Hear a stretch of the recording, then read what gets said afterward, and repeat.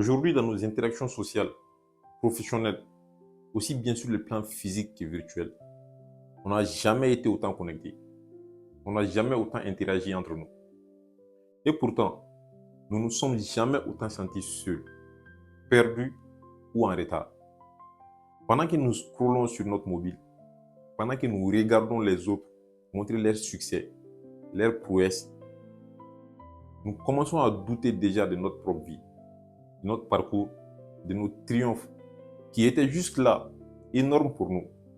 Et si les problèmes n'étaient pas les parcours, mais les tonnes de contenu que nous ingurgitons en longueur de journée, que nous traitons au quotidien et la façon dont notre cerveau les compare.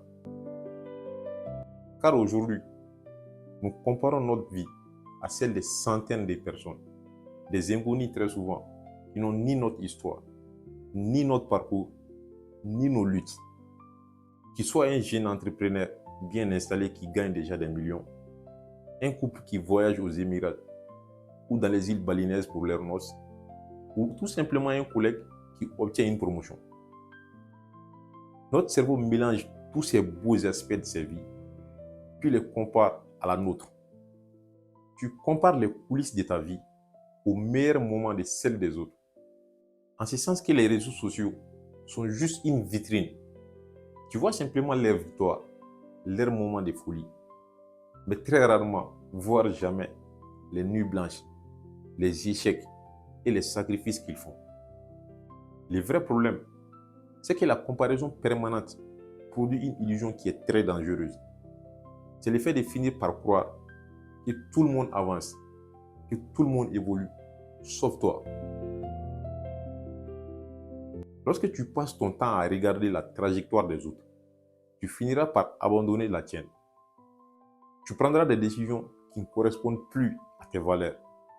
Tu poursuivras des objectifs qui impressionnent, mais qui ne t'épanouissent plus, qui ne te rendront pas heureux en vrai. La comparaison peut bien être utile si elle inspire, si elle embarque vers l'atteinte de tes propres objectifs. Elle devient par contre très toxique lorsqu'elle t'empêche d'avancer. Car la seule personne que tu dois dépasser, c'est celle que tu étais hier.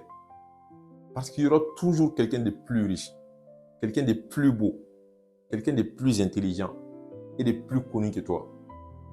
Donc la vraie victoire n'est donc pas de dépasser tout le monde, c'est de construire une vie qui te ressemble suffisamment pour que tu n'aies plus besoin de regarder celle des autres.